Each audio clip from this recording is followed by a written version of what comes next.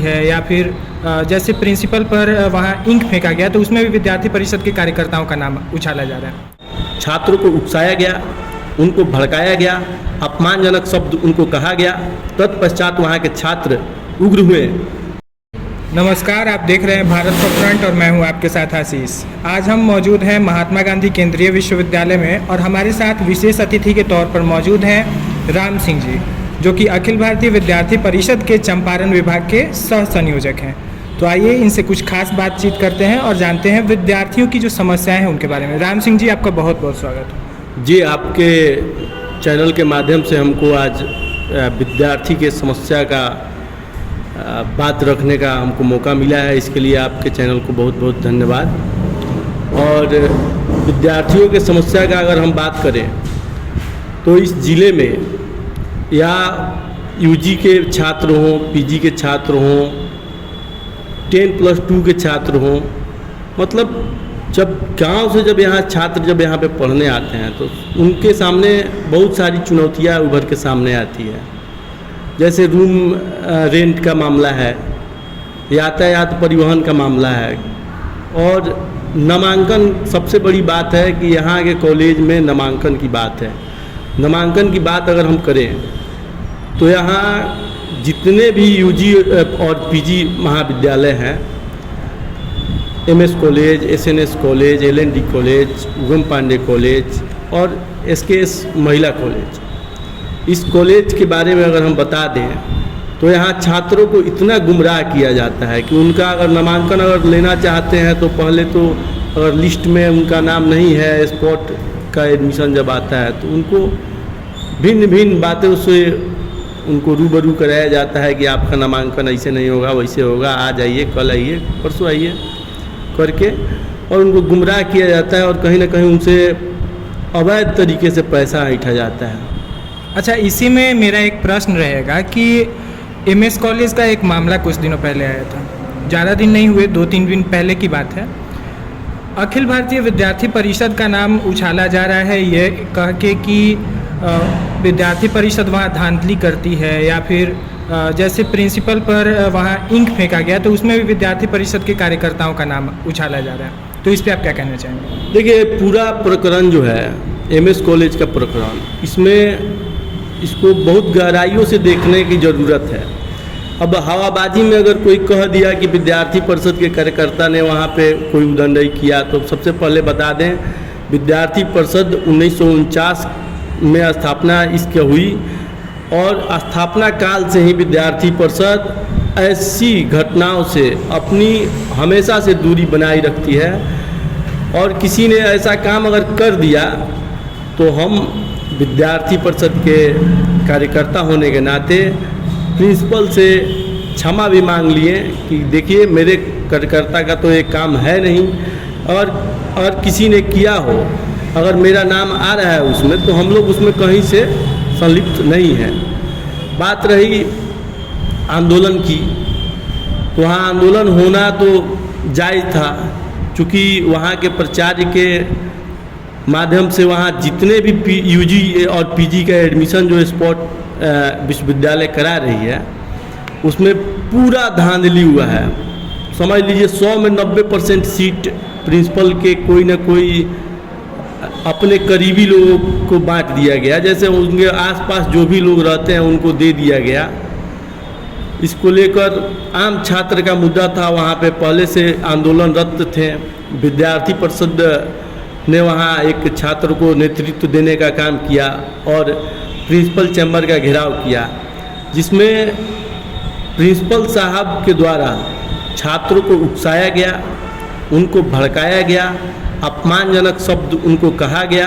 तत्पश्चात वहाँ के छात्र उग्र हुए और उग्र होने का नतीजा ये हुआ कि प्रिंसिपल साहब के केबिन में छात्रों ने तालाबंदी कर दिया।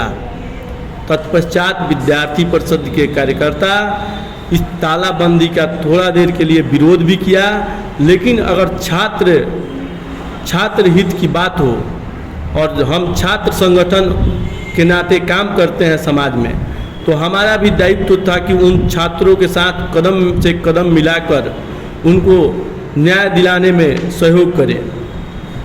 यही बात है। आगे एमएस कॉलेज की बात अगर करें तो मामला आपने जैसे सबको बताया, वैसे ही एक मामला केंद्रीय विश्वविद्यालय का है भूमि अधिग्रहण को लेकर, और इसमें राज्य सरकार की भूमिका पर लगातार सवाल उठ रहे हैं। तो इस पे आप क्या कहना चाहेंगे, और विद्यार्थी परिषद का जो रोल होगा वो क्या होगा? देखिए, विद्यार्थी परिषद इस भूमि अधिग्रहण शुरू से, जब से केंद्रीय विश्वविद्यालय की स्थापना यहाँ पे हुई, उस समय के तो कार्यकर्ता हम नहीं हैं, चूँकि बाद में विद्यार्थी परिषद में काम करने का मौका मिला, लेकिन उस समय के जो भी कार्यकर्ता थे इस विश्वविद्यालय के अस्थायी कैंपस के लिए, उस समय भी आंदोलन करते रहे।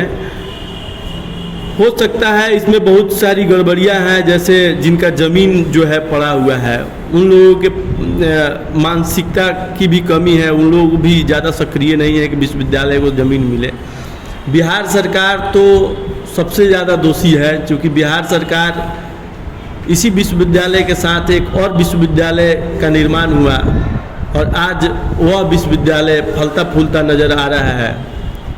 तो कहीं ना कहीं विश्वविद्यालय के ज़मीन अधिग्रहण के लिए विद्यार्थी परिषद लगातार आंदोलन कर ही रहा है। एक बार हाल ही में हम लोग यहाँ केंद्रीय विश्वविद्यालय के हर एक कैंपस में नीतीश कुमार को सद्बुद्धि यात्रा और उनके दिमाग में इस बात को डालने के लिए हम लोग पूरा सड़क पे परिभ्रमण किए थे, पैदल एक गधा बना के नीतीश कुमार को हम लोग उसमें दर्शाए हुए थे कि नीतीश कुमार जी का गधा का भूमिका हो गया बिहार सरकार में। अब तो इनका कुछ चलता नहीं है, अब जो भी चलता है तेजस्वी बाबू कहते हैं और नीतीश कुमार जी उसको मानते हैं। तो बिहार में 2 केंद्रीय विश्वविद्यालय मिली और इस विश्वविद्यालय पे नीतीश कुमार की नज़र थोड़ी है, तो वो दूरी सी बन गई है। मोतिहारी को नहीं चाहते हैं नीतीश कुमार जी की यहाँ पे एक विश्वविद्यालय फले फूले, यही बात है। अच्छा, जो विपक्षी दल हैं वो कहते हैं कि इसमें भाजपा की भूमिका है, कि यहाँ से सांसद रहे राधा मोहन सिंह, उन्होंने विश्वविद्यालय की स्थापना कराई, लेकिन इसे एक जो कहा जाता है कि विश्वविद्यालय को पूरा करने में उनकी भूमिका कहीं नहीं रही। तो क्या आप कहना चाहेंगे कि विपक्ष राधा मोहन सिंह पे कह रहा है, आरोप लगा रहा है, भाजपा या फिर विद्यार्थी परिषद या फिर आरएसएस से जुड़े जितने भी अनुषंगी संगठन हैं वो आरोप लगा रहे हैं राज्य सरकार पर, तो कहीं इन दोनों के बीच तो रिश्ता नहीं दिख रहा है विश्वविद्यालय का भविष्य? देखिए, आरोप प्रत्यारोप जो है ये राजनीतिक दल को शोभा देता है। और क्या है कि यहाँ पे विद्यार्थी परिषद न किसी महागठबंधन वाले को दोषी मानती है और न एनडीए वाली को दोषी मानती। यहाँ विषय है कि भूमि अधिग्रहण कैसे हो। तो भूमि अधिग्रहण का जो मामला है और जो विषय है ये राज्य सरकार देखता है। अब राज्य सरकार की यहाँ जो दृष्टि है इसके प्रति सकारात्मक नहीं दिख रही है। और भाजपा जिस समय सरकार में थी और राधा मोहन सिंह जी यहाँ पे पहल किए, विश्वविद्यालय आया, तो राधा मोहन सिंह की बड़ी भूमिका इस विश्वविद्यालय के स्थापना में थी, आज भी है। यहाँ पे आप देख सकते हैं बस जो चलता है और तमाम सी बिल्डिंग जो भाड़े पे अभी भी चल रही है, राधा मोहन सिंह का कहीं ना कहीं उसमें योगदान है कि हाँ बिल्डिंग मिले और विश्वविद्यालय कैसे भी रन करे। तो इसमें तो कहीं शक का बात नहीं है, राधा मोहन जी इस विश्वविद्यालय के लिए बहुत किए हैं।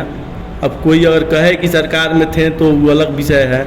उस समय भी नीतीश कुमार जी मुख्यमंत्री थे और आज भी नीतीश कुमार जी मुख्यमंत्री हैं, तो उसमें भाजपा को लोग बेकार में लपेटता है और हम कहते हैं कि महागठबंधन को भी बेकार में लोग लपेटता है। यहाँ पे विषय है कि अब भूमि अधिग्रहण यहाँ कैसे हो। ठीक है, चलिए, आपका बहुत बहुत आभार। ऐसे ही वीडियोज़ के लिए जुड़े रहें भारत फॉर फ्रंट के साथ। धन्यवाद।